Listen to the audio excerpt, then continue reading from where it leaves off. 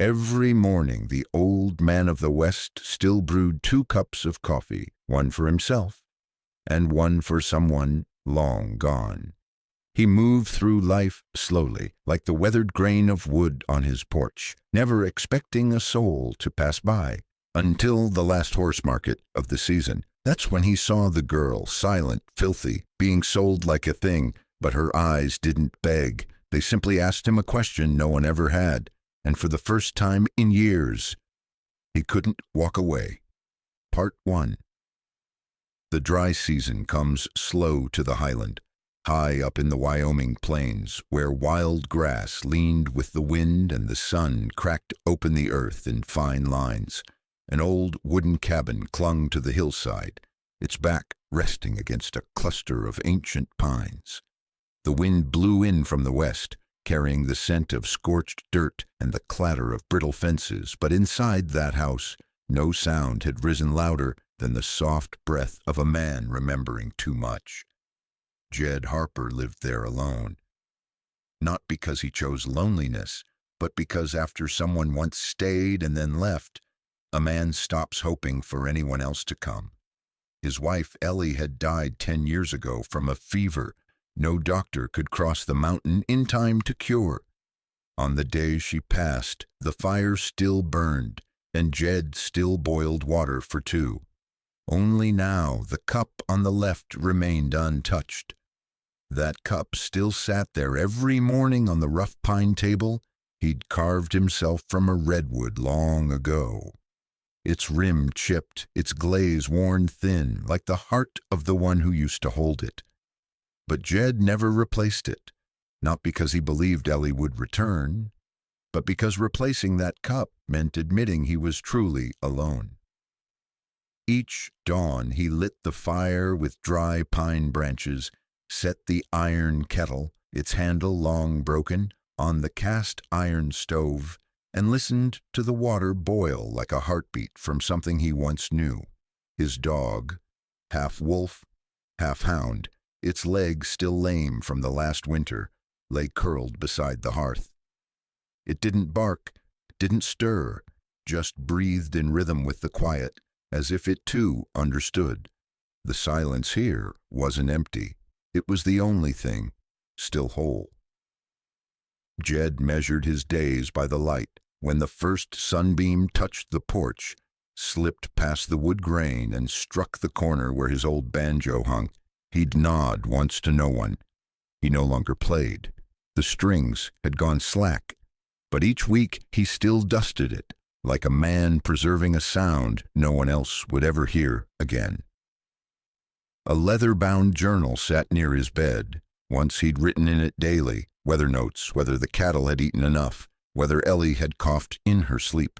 Now its pages were blank. The last entry was 8 years old. 3 words. Porridge, too plain. He didn't need to write any more. What needed to be known, the wind already knew. What needed to be kept, he kept in silence. The dry season was coming, not with fury, but like the land simply refusing to hold moisture anymore. The cattle grew thin. The grass no longer greened, but turned pale yellow like old paper. Jed built a new stretch of fence. Not because he needed it, but because his hands needed to move so his mind wouldn't. His hands were calloused, nails stained by tobacco, but they worked steady, just like the man himself, who kept standing even after losing nearly everyone he'd ever called kin. No one came to visit, only the mailman, once a month, passing through to drop off a sack of flour and last week's paper. Jed never read it. News meant little when there was no one to share it with. At night, he sat on the porch and watched the sunset crawl across the horizon, dragging red dust and the whir of crickets in its wake. The wind wasn't cold, but it reminded him that he was alone, truly alone. And though he never spoke it, not even to the dog or the fire, somewhere deep in his bones, he still wished someone someday would lift that second cup and say quietly, "This coffee's a little weak," just so he'd have a reason to pour in a bit more warmth. That was before the day he rode into Dust Creek on the very last day of horse season, before he saw the girl who wouldn't say a single word to him for weeks to come, but who, with one look, made him realize he wasn't the only one left on this land. Part 2. The Market at Dust Creek, the last day of horse season. Dust Creek sat in a bowl between two cracked ridgelines where rust and sweat mixed into the hot wind, drifting from the main street to the last plank shack on the edge.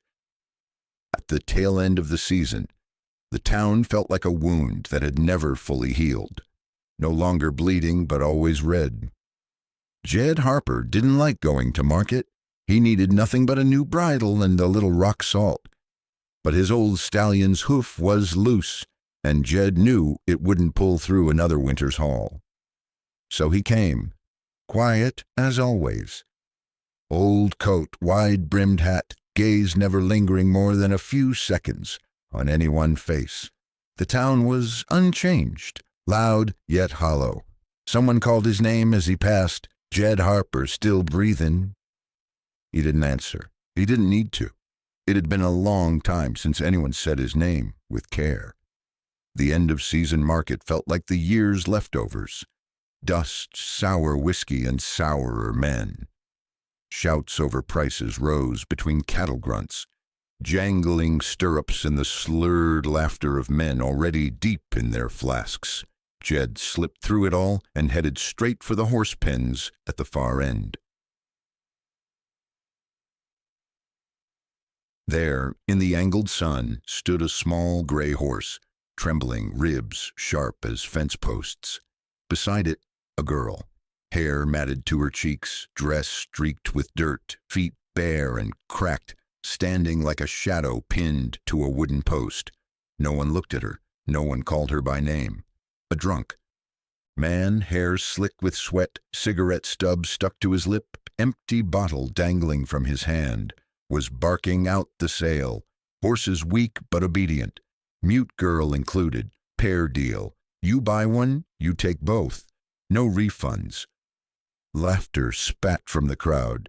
One man kicked the fence post lightly. Mute's better at cleaning than half the wives I've had. He jeered. More laughter. Someone spat near the girl's feet. She didn't flinch. Jed nearly turned away. He hadn't come here to fix other people's rot, but then he turned back, not for the sale, not for the horse, but because of the look. The girl looked at him.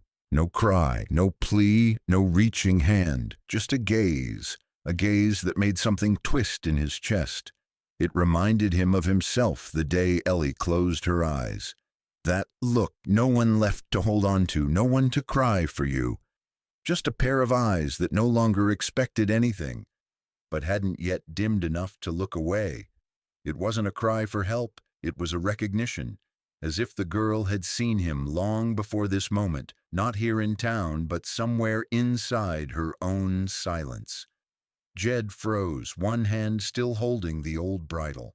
Sunlight cut beneath the brim of his hat, casting a shadow over his eyes. No one said a word, but something in the air shifted, like dust kicked up after lying still for years. The drunk kept shouting, his voice fading into the heat and clinking bells. The girl didn't move, didn't step forward, didn't retreat. And Jed, carrying the full weight of everything he'd lost in his life, took one step forward. Not quite to rescue her, not quite out of pity, but because, for the first time in years, someone looked at him that way. And when that happens, a man simply cannot turn away. Part 3. The rope and the look that didn't beg. The drunk man held a coarse rope in one hand, its other end tied to the girl's wrist with an ugly slipknot, the kind folks used on livestock, not people. It had been tightened for too long. A red welt swelled beneath it, skin broken at the edges, and the girl, though the rope pulled her wrist taut, did not flinch, did not resist, did not bow her head. She simply stood there, as if pain had long ago ceased to warrant reaction. Jed stopped a few paces away. The man squinted into the sun, swayed once, then bared his yellow teeth in a grin. "Looking to trade, friend. Comes with a bonus. Mute girl included. Can't talk a lick. Face stays blank as a rock. But she scrubs clean, keeps the bed neat. No noise, no complaints. Cheap." His voice wasn't mocking. It was matter of fact, like he was selling an old rope or some half-used horseshoes. And somehow that made Jed's throat drier than the dust on the wind. People nearby turned to watch, not from real interest, but because cruelty priced cheap always stops more feet than kindness ever could. "Ah, thou must see." The girl said nothing. Her hair, thick, long, hung in gray-dusted clumps across one hollow cheek. Her dress was cotton, cheap and torn at the hem, caked in dry mud and the long scent of neglect. But her eyes weren't gray, weren't broken. They held the color of wet cypress bark after rain. A quiet sorrow, yes, but deep, alive, untouched. Jed looked at her hands, small, thin, skin cracked, but her fingernails were clean. He'd trained horses for years. And he knew. Some hands simply know how to touch gently. No one needs to teach them. The drunk laughed, drained his bottle, tossed it at the dirt, and chewed the soggy end of a cigarette. "Take 'em both if you want. Horse won't make it through the winter, and the girl, hell, I don't even know if she hears a thing. Ah, screw it. Not worth the liquor keeping her tied up." He tugged the rope. The girl followed, not resisting, not stiffening, but turning. She turned back and looked at Jed once more. This time, longer. Long enough for him to feel like pages in him were being turned, pages no one had touched in years, long enough for him to feel something like an old door creaking open because the silence inside could no longer hold. Jed stepped forward, not to save her, but as a man who couldn't stand the sight of himself. 10 years old, still standing there, silent, with no one stepping in. He said nothing to the man. He simply reached out, took the rope, steady and slow, and began untying the slipknot. The girl's wrist bled a little, but she didn't cry, didn't bow her head. She looked at him, didn't thank him, didn't weep, just stood still as if to say, "I know. You're not rescuing me. You're just not letting them sell me again." The man behind them joked aloud, "Well, looky there. Old man adopts a mute. That's rich. Real rich." The laughter was dry, not cruel but not kind either. Jed didn't turn, didn't respond. He pulled a small cloth pouch from his coat, counted the coins onto the wood rail one by one. Enough for the horse, maybe. As for the girl, he didn't believe her worth was up for discussion. The drunk grinned wide, muttering, "She's yours. Don't say I didn't warn ya. She ain't worth the bread she'll eat." Jed didn't answer. He looked at the girl and spoke softly, perhaps to her, perhaps just to himself. "No one is worthless. We've just been treated like we are, long enough to believe it." She didn't understand. Maybe, but when he turned and led the horse away, she followed. Slow, even, no questions, no retreat. The wind stirred the dust into little whirlpools.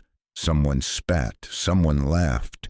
But amid it all walked one man who no longer needed recognition, and one girl who'd never been allowed to walk on her own. For the first time they headed toward a strange porch together.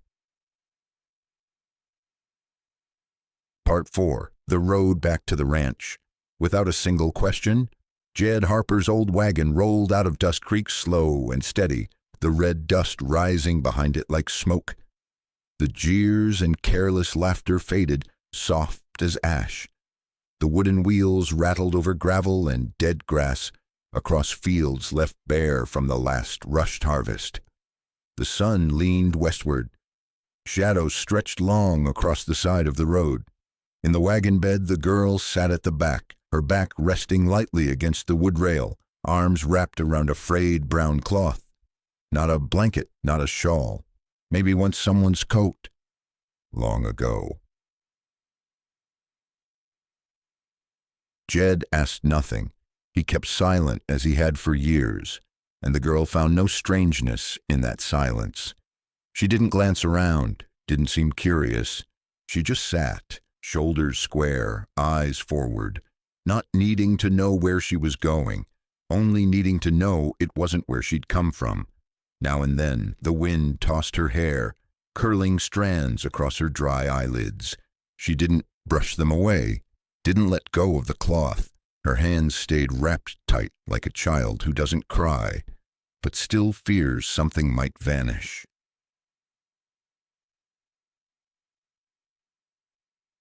Two hours later, the wagon neared the highland where Jed's house rested quiet against the hill. Before the gate, he stopped the horse, not to check anything, just out of old habit. Every time he returned home, he paused first, as if listening to the house, to see if anything had changed while he was gone. He turned. The girl still stared straight ahead. No nod, no waiting. But when Jed stepped down, tied the horse, and opened the wagon door, she stood, not shaky, not leaping like one afraid. She stepped down 1 foot at a time, steady, slow, like she was testing whether the ground she now stood on truly belonged to no one else.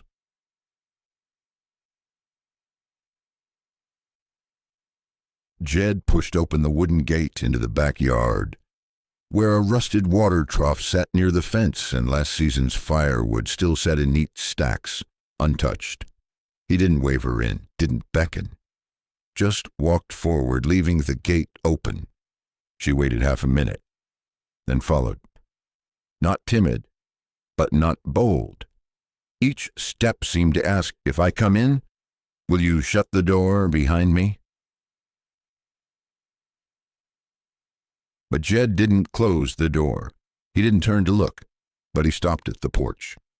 Only when her foot touched the first step did he sit down on the stoop, unlace his boots, and begin to unpack the saddlebags. Slowly. No welcome, no rejection, just a man who had grown used to coming home. Only this time, there were 2 sets of footsteps. Inside the small kitchen, dusk spilled in through the dusty window. On the table sat 2 porcelain cups, one still warm, one untouched. Jed didn't mention them. The girl didn't ask. She stood near the stove, watching the low flame shiver, her hands still gripping the old cloth. When Jed hung his coat on the hook and set a hand on the untouched cup, he pushed it gently to the left side of the table. A small act, but it said, "This cup, this chair, they aren't just here for show."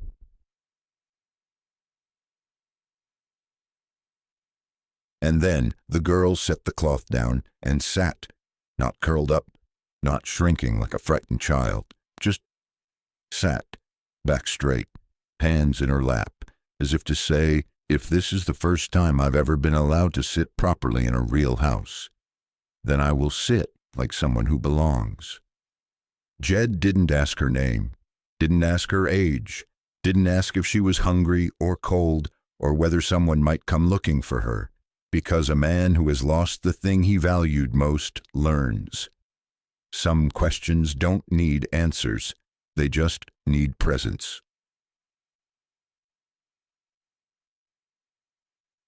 That night, when Jed went out to relight the fire near the horse shed and check the windbreak fence, he saw the girl standing on the porch, looking up at the sky.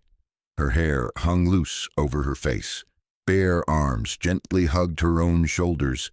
She didn't shiver, didn't go inside, as if she was trying to breathe in the sky of a place where no one ever called her name. Jed said nothing. He walked past, left behind a dry wool blanket folded neatly over the chair. When he came back in, the blanket was gone. No words exchanged.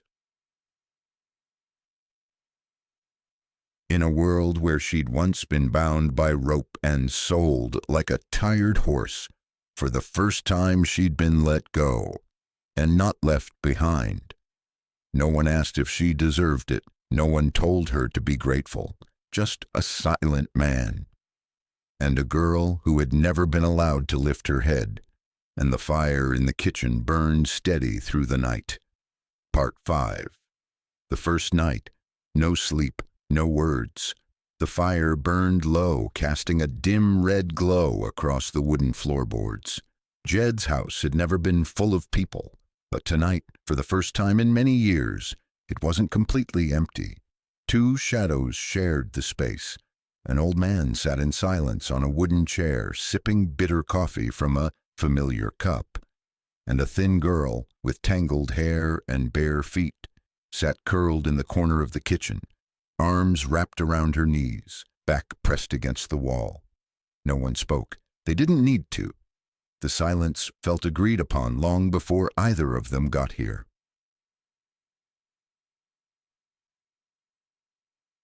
Jed set his cup down and rose.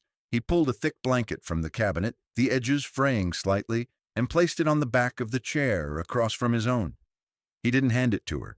He didn't point. He just set it there, quietly, gently, as if to say, if you need it, it's here. If you don't, it's still here. He didn't turn to see whether she would take it, not out of indifference, but because he knew some people grow up needing to ask permission before they touch anything warm. The night passed like a soundless stream. Outside, the wind nudged the pine branches against the eaves, a soft tapping, like someone knocking in an old dream. Jed lay on the wooden bed, eyes open, staring at the ceiling. He listened to the slow, even breath from the kitchen, like the field itself was healing after drought. He didn't sleep, but he didn't dwell either. He simply stayed, with a sadness that had no name and a presence that hadn't yet earned a word. The girl, Naya, didn't sleep. She didn't lie down, didn't curl up. She folded the blanket Jed had left, neatly, carefully, straight edges, perfect corners, as if that was the one thing she could do right tonight. She looked at the fire, the only light in the room, then turned to the window. Outside, the sky was black, moonless. Maybe she was listening to the wind. Maybe she was listening to herself, trying to figure out if this silence was the same as all the others before. Near midnight, Jed got up, his legs stiff, his steps slow with age and cold. He opened a small wooden box tucked in the back of the cabinet. Inside were a few worthless things: a dull pencil, a pocket knife, and a small strip of white cloth with a name stitched in faded thread. Ellie. He didn't linger, just looked once, then closed the box. Out of habit more than anything, he picked up a piece of chalk, soft yellow, once used to mark hay bales or harvest days. He set it on the floor right where the kitchen met the bedroom.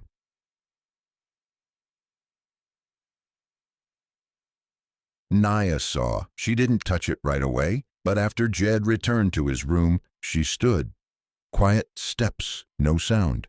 She picked up the chalk, walked to one of the old beams near the table where the firelight still reached, and wrote. The letters were shaky, a little tilted, but clear. Naya. No last name, no date, no explanation. Just a name, like a quiet declaration. I am still someone. I still have a name to be called, and I'm letting you know, though you never asked.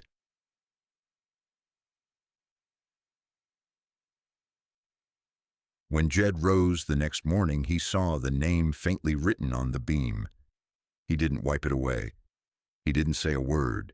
He just stood there a while, fingers resting on the edge of the table, and nodded. Not to her, to himself. In a night with no conversation, 3 things were understood. 1. The girl had a name. 2. The man had not closed the door. 3. And this house, after years, had begun to breathe again. Sport 6. Small things done with understanding. The next morning, when the sun was still soft and mist clung to the fence posts, Jed was up, as always. He didn't wake anyone. He stepped outside, opened the chicken coop, filled the trough for the horse, and loaded dry firewood into the small wagon for a trip down the mountain later that week. He figured the girl was still asleep. But when he returned, he saw the kitchen door was open, and inside, still carrying the faint scent of last night's ash, Naya was wiping the floor clean, slowly scrubbing off the prints from his muddy boots with a damp cloth. She didn't rush. Each motion was firm but unhurried. She wasn't trying to be seen. She wasn't hoping to be praised. She moved with the quiet logic of someone thinking, if I'm living here now, I've ought to keep this place from getting dirtier. Jed stepped in, didn't say anything. He went around to check the coals in the stove. Naya saw him, but her hands didn't pause. Only when she'd finished the last patch did she stand, rinse the cloth, and wring it dry, then hang it neatly on the iron hook by the back door. The same hook Jed always used. No one had told her that. No one had taught her that wet rags shouldn't be left on the floor. But somehow, she knew. That afternoon, while Jed was fixing the tack in the stable, he returned to find the water pot full. The old iron kettle sat above the coals, boiling just enough not spilling over. 2 coffee cups rested upside down on a clean towel. No ash lingered near the stove. And Naya was outside, pulling bits of dry grass from an old horse's legs. No one had asked her. No one was watching. As evening came, Jed split firewood behind the house. The sharp thud of the axe echoed through the trees, swallowed by the dry wind between the pines. When he finished and stacked the logs on the rack, he noticed his boots, cleaned and placed neatly on the porch. No more dirt clinging to the soles. Naya was watering the limp vegetable rows near the fence. She didn't look at him, didn't wait for thanks. She just kept working, as if the place had already become a part of her before she knew it.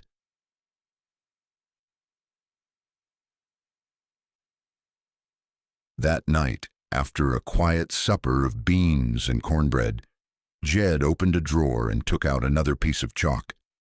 This time he set it beside the kitchen doorway, where the firelight could still reach.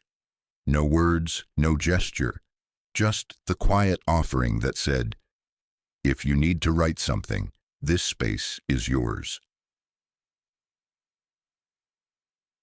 The next morning, beside the chalk, small words appeared, thin as spider thread. Bacon running low. Dog's leg looks sore. Wind smells like old smoke today. Not notes for anyone else to read. Just a way for someone who'd never had a voice to begin existing alongside another. One evening, Jed picked up his old banjo. He strummed it once. The sound was warped, hollow, out of tune. He almost set it back down, but when he glanced up, he saw the girl standing at the door, blanket in hand, eyes locked on his fingers. No applause, no smile, just standing, as if listening to the first sound of her life. Jed looked at her, nodded once. Not an invitation, an acknowledgement. You can stay if you want to. From that day on, every morning when Jed stepped out, new chalk words appeared. Rear hoof seems stiff. Rain coming tonight. I can clean the shed if needed. never once using the word you, but Jed knew each line was for him. Not out of duty, but from someone who had once been treated like an object, now choosing acts to prove she was human. In that weathered wooden house, where one coffee cup used to go cold without a hand to hold it, there was now someone who kept the water just hot enough, the floor just clean enough, and the silence just soft enough, that two people could share it, without fear of breaking each other. No one said it aloud, but they both knew. Something had begun to grow quietly, steadily, like grass after a flood, too slow for the ear, but certain to rise. Part 7, The Hard Winter. The Man Falls winter came early that year, like an old visitor who arrived without knocking. The wind turned sharper, stronger. The hay in the barn shed like silver hair, and the ground, once soft beneath Jed Harper's boots, grew brittle and unforgiving. That morning Jed woke to a dull ache in his left shoulder. He winced, rubbed at the joint, then pulled on his coat like he always did, buttoning the cuffs tight as if his body no longer had a vote in the matter. He needed to fix the southern fence line. 3 strong gusts earlier in the season had knocked it loose. If he didn't reset the posts before the first heavy snow, the cattle would wander, and winter had no mercy for the lost. Naya finished the chicken coop earlier than usual. She looked at him once as he slung a shovel over his shoulder. She didn't speak, didn't reach out. She only stood in the doorway, her hands loose at her sides, as if trying to hold something she didn't know how to keep. Jed was gone nearly 2 hours. The wind climbed. Dark clouds gathered toward the east, but he didn't come back, not out of carelessness, but because men who've lived through loss often tell themselves, just one more thing, then I'll head home. One post set, one wire pulled tight, eyes squinting against powdery snow, shoulders screaming after he slipped into a shallow, icy hole. But he kept going until his boot struck a root, his ankle twisted, and he went down. And the fall wasn't far, but it pulled down every ounce of strength he had left. Drawn from years of solitude and aches no one had ever soothed, his shoulder struck a jagged board. Blood soaked through the cotton sleeve.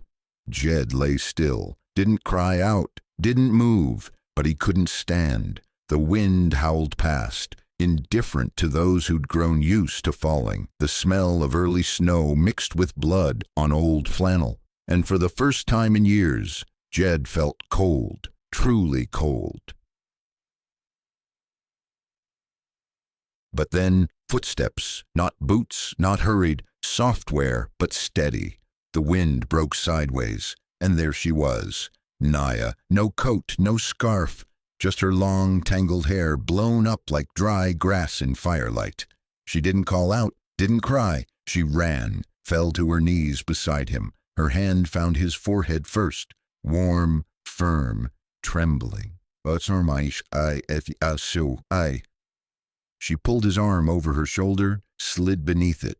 She was half his size, but she lifted him the way only a child once bound by rope could understand. When no one catches you, you learn how to catch others. No words, no questions, just steps.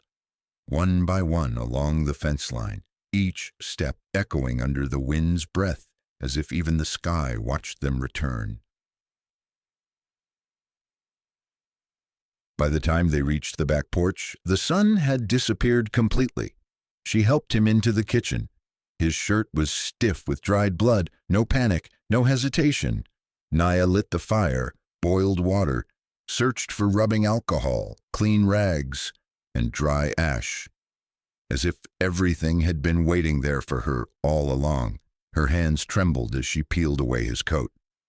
She never met his eyes, but her fingers didn't stop moving. When the wound was clean, she untied her own hair ribbon, and wrapped it around his arm, as if trying to hold in something that must not bleed out again. Jed lay back on the wooden bench. He stared at the ceiling. He didn't know what to say, but when his eyes drifted toward the table, he saw it, the coffee cup. Warm, not overflowing, not cold. No one had asked if he needed it. It was just there, like the girl beside him, asking for nothing. Outside, snow began to fall. Not hard, but white. Even. Jed closed his eyes, breathed slowly. Naya sat at his feet, holding a torn piece of cloth, mending it stitch by stitch. Her hand, once bound, now learned how to hold someone who'd fallen when no one else would. That night, Jed slept.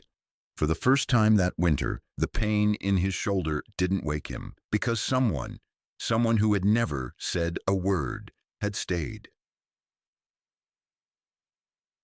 Part 8. The girl who sewed shirts also knew how to mend wounds before dawn. The fire in the kitchen still glowed, steady and red. The wooden house was silent, but not cold. Jed opened his eyes, not from pain, but from the faint scent of singed fabric in the air. The smell of thread held over ash, a form of sterilization. Few remembered anymore. Naya sat with her back to him, just beside the table. Morning light slipped through the window, falling across her shoulder, thin and still, like an ember holding the last warmth in a house once abandoned by everything but snow. Before her, a rough spun shirt, gray as the old stallion's coat, the sleeve torn, stained with dried blood. Beside her, a wooden box of thread, a dull needle, and a cold cup of water. No one had asked her to sew. No one expected it, but her hands moved with slow, patient rhythm, not expert, but heartbreakingly practiced. The thread was uneven, but it held. Each stitch came not from a tailor, but from someone who once had to sew their own wounds from the inside. Jed watched her from the bench, not surprised, but because in that moment he knew he was witnessing something rare, someone choosing to mend what no one else thought worth saving, not out of debt, not out of fear. She stitched for reasons entirely her own, reasons he didn't ask for, didn't need to know. After a while, Naya turned. Her eyes met his. She startled, then looked down. She folded the shirt carefully, placed it beside him on the bench. No smile, no waiting for thanks.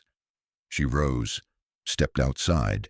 The wind lifted her hair, brushing against the collar of her worn dress, and she left behind a kitchen still holding heat and a shirt sewn back together, not perfectly, but with each thread trying to hold on to something that had once come apart. That noon, Jed sat up. He put on the mended shirt, moved slowly, but it didn't tear.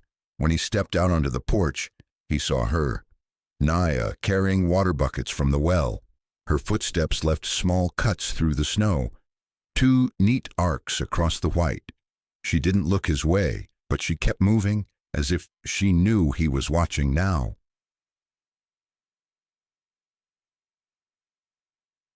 The wind blew harder than the day before, but for the first time in years, Jed didn't go back inside. He sat on the step. His hand brushed the stitched seam at his shoulder. It didn't hurt, it just reminded him of what it felt like to have someone sit near you, not to talk, just to keep the wind off.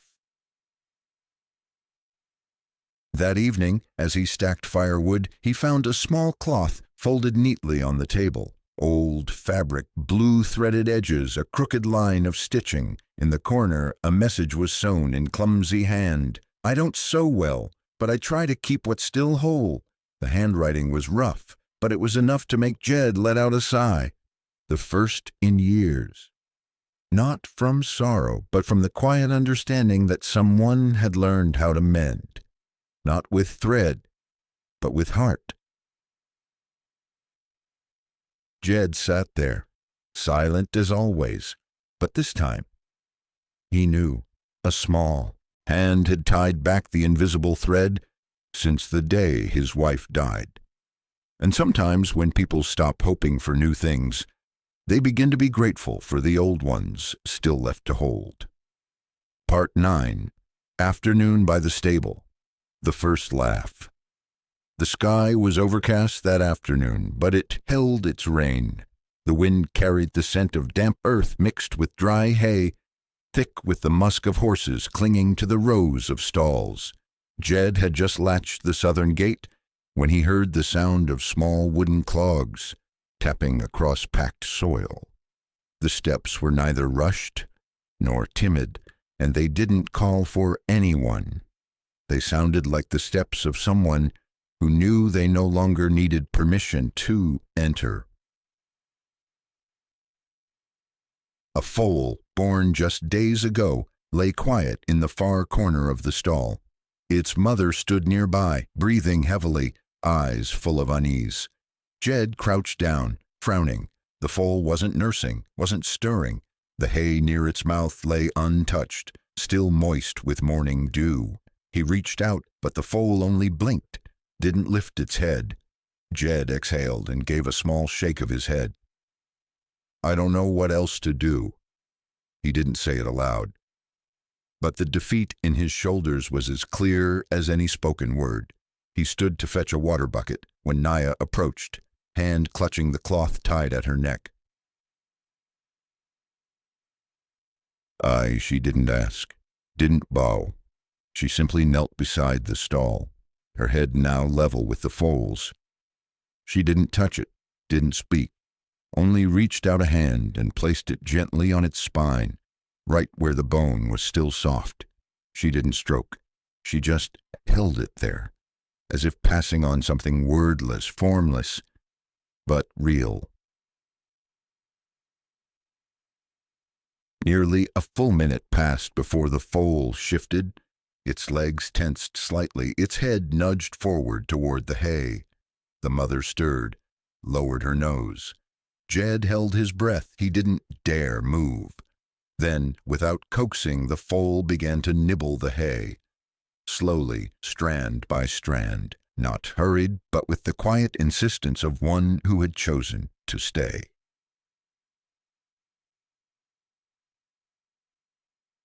Naya leaned back, settling into the straw. Jed stepped forward, meaning to ask something, but stopped, because she looked up. The late sun brushed against her cheek, and for the first time since the day they met, she smiled, not in response, not for praise, not because anything deserved it, just a smile, as natural as green returning after rain, not planted but necessary. Jed stood still, hand resting on the stall door. His mouth moved, but no words formed, partly from emotion, partly because he had long forgotten how to name moments like this. Instead, he looked at her, and slowly he allowed a corner of his mouth to lift, not quite a smile, but enough to soften his eyes, enough to recall, just faintly, the old gesture people used to make when they still looked up at the sky and smiled without worrying who saw. The weather turned, the wind rose, sweeping the scent of fresh hay up to chest height. The horses stirred, exhaling long, contented breaths, like stretching after pain. Jed turned to go, but before taking a step, he placed a hand lightly on Naya's shoulder, a brief touch, not to hold her, and in that moment she didn't flinch. Didn't pull away.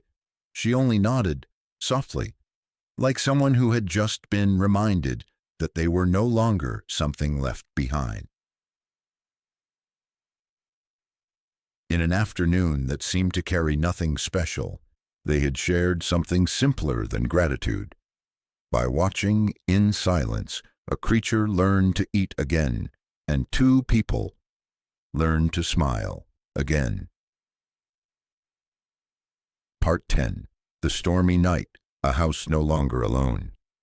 The sky clouded over by late afternoon, but Jed figured it'd be nothing more than wind. He was used to highland weather, a crack of thunder here, a distant flash there. No real rain. So he stayed on the porch, peeling apples with a worn knife, the blade scraping soft along the wood grain as his eyes drifted toward the darkening sky in the west. Inside, Naya was stirring beans over the stove. No words passed between them, only the soft pop of kindling, the faint smoke curling into his sleeves, and her shadow dancing on the wooden wall. Later, the wind slammed against the tin roof. The thunder came closer, not the distant rumble of a passing cloud, but something sharper, deeper. The house seemed to shrink with each quake of the ground.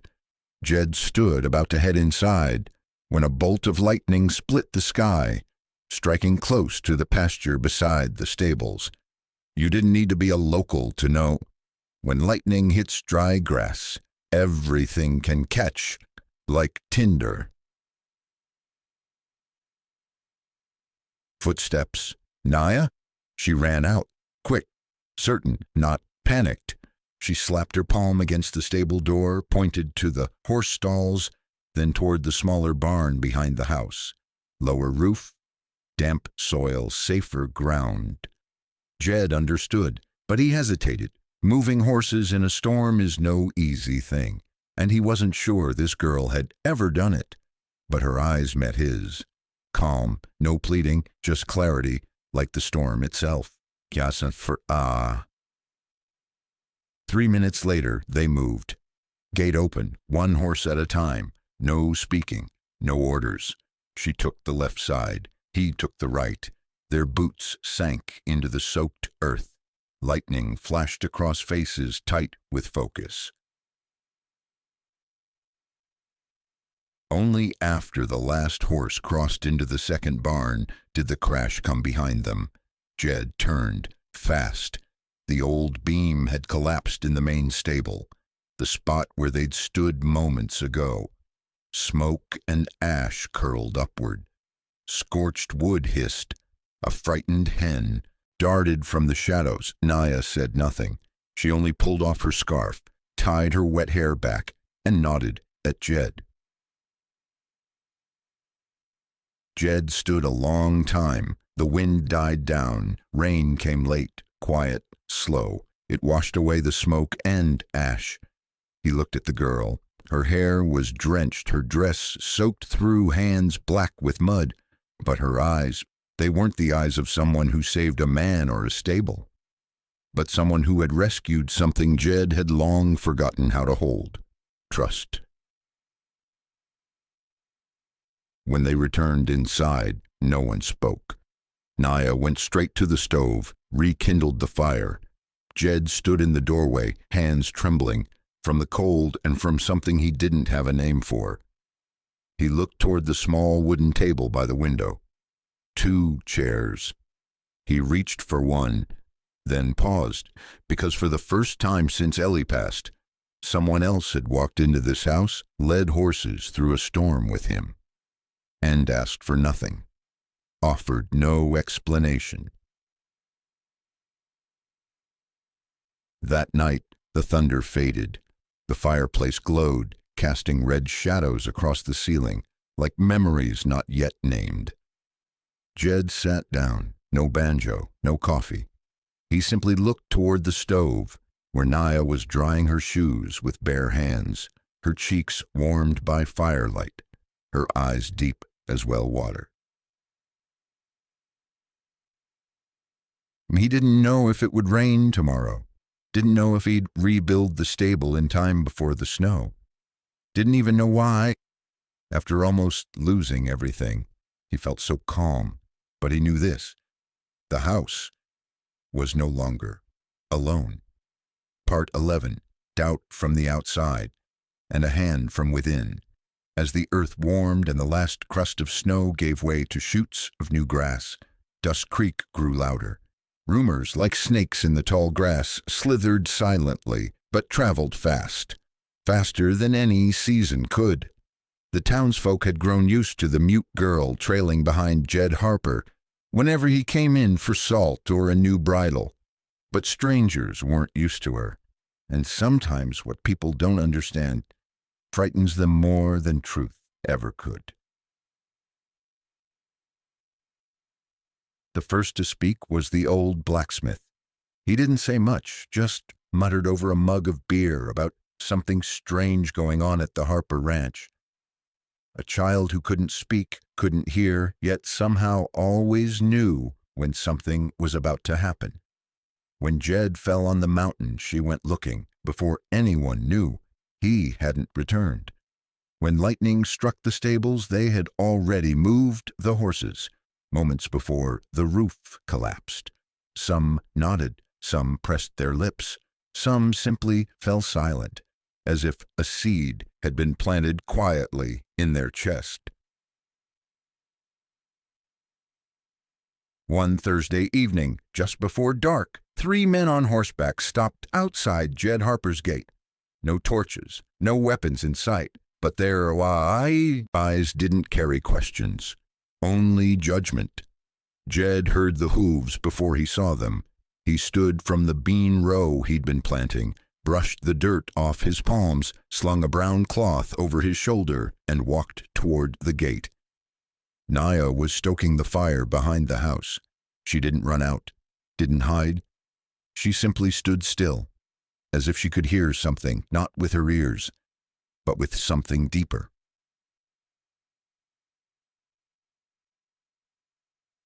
"Mr. Harper," the lead man said, "we heard the girl hears things, even when there's nothing to hear. Hears from the dirt, from the wind, from the dead. It's not natural." Jed said nothing. He just looked at them.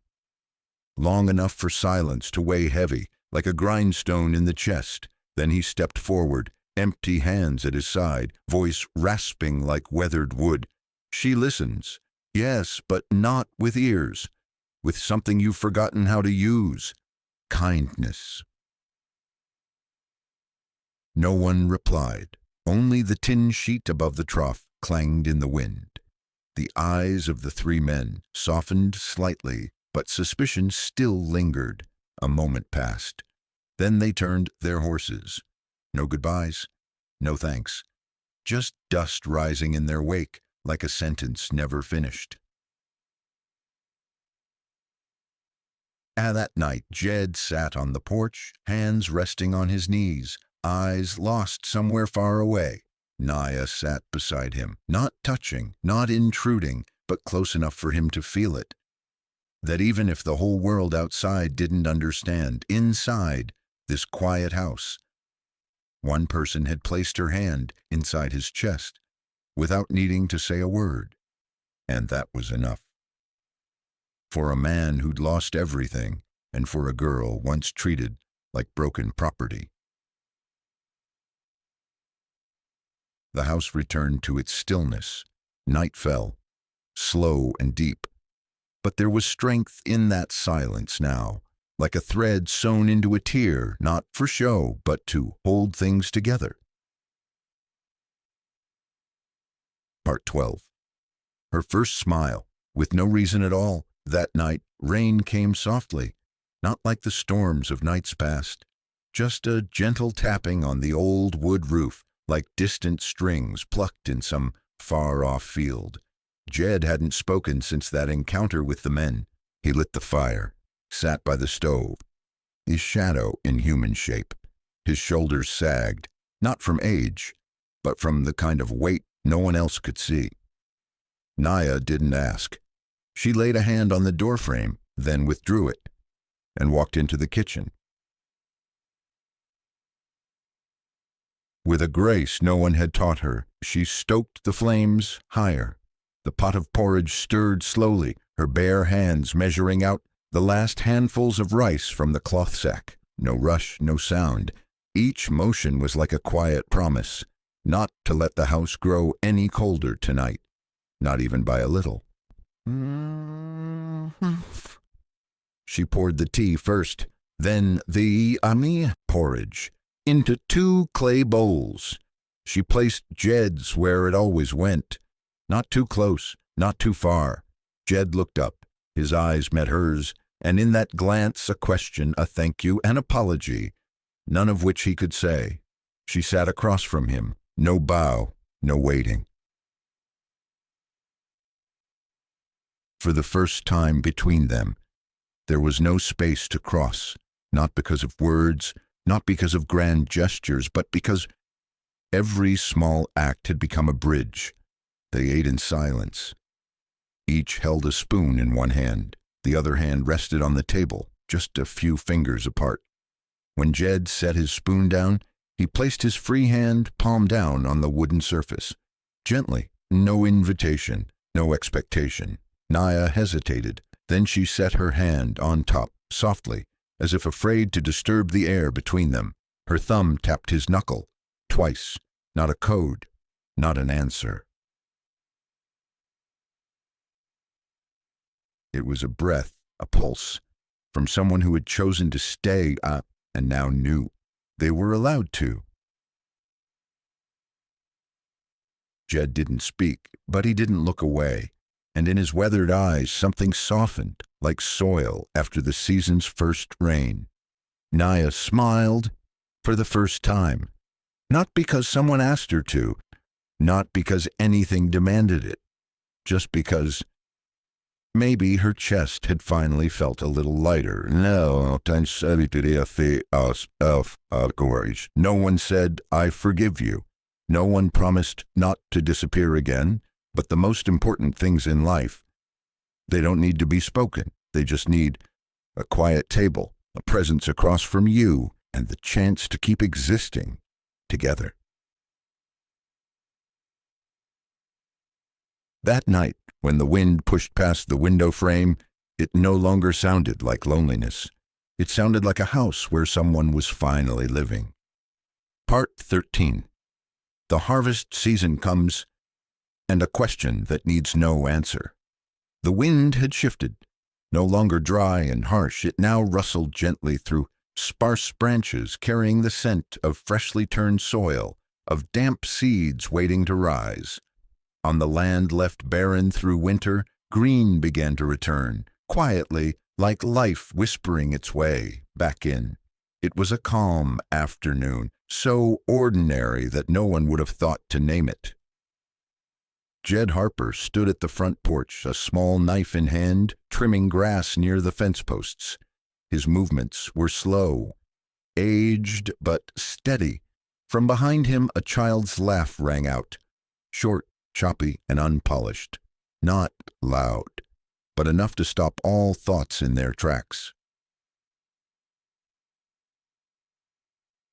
Naya was crouched low, arms extended toward a boy no older than 6 or 7. The child belonged to the reclusive couple, the forest edge. Rarely did they let him stray from their yard. She didn't speak. She used her hands. One hand gently held the reins of a small horse, the other raised, palm facing the boy, then slowly lowered, the universal gesture for, "It's okay. No need to be afraid." The boy hesitated, then lifted his own hand to mirror her, and laughed. Jed watched from a distance. He didn't step forward, just leaned on the handle of his hoe, eyes following the scene like a man stumbling upon something long forgotten. When Naya turned back, she didn't smile. She only untied her handkerchief, wiped the dust from her palm, and walked slowly back toward the house, her small boots leaving soft prints in the fresh spring grass. That noon, Jed set the table as usual. 2 bowls, 2 sets of chopsticks, 2 cups of water. But this time, he added a 3rd chair. He said nothing, didn't look at her, just sat, placed his hands on his knees, inhaled slowly, and let out one quiet sentence like dust finally shaken from a shelf. Will you stay? Not a question needing an answer. Not a promise. Just something he'd carried in his chest for long enough. Now finally set down, light as a breath. Naya wasn't surprised. She poured more water into his glass, didn't nod, didn't smile, didn't do anything special. But that act, so simple, so sure, was a promise with no words. In the American West, people don't talk much about loyalty. They live it. They do, they keep. Sometimes the answer is a full glass of water. Part 14, The Wind Across the Prairie. Like a nod from the sky, that morning was quieter than most. The wind blew like a long exhale, the land breathing out after its winter sleep. Across the prairie the sun hadn't fully risen, just enough golden light to kiss the tips of wild grass, to stain the old wooden roof, the color of pale honey. The lame dog slept near the steps, twitching only at birdsong, not at any doors creaking open. Inside the house there was no sound of coffee boiling. Naya had woken early. She wrapped a shawl around her shoulders, stepped into the kitchen without waking anyone. Her movements weren't rushed, weren't cautious, just in rhythm with things that didn't speak. She boiled the water, measured out the coffee. Let the steam rise, breathed it in like every morning since the thaw. But this morning, the chair across from her was empty. She stepped into the bedroom. He was still there, head tilted slightly toward the window where the breeze moved the bamboo shade gently.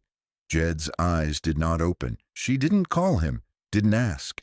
She placed the cup of coffee by the bedside, just close enough for his hand to reach, as she always did. Then she sat in the old wicker chair, pulled his shirt into her lap, and began stitching a loose seam along the cuff. Her hands didn't shake.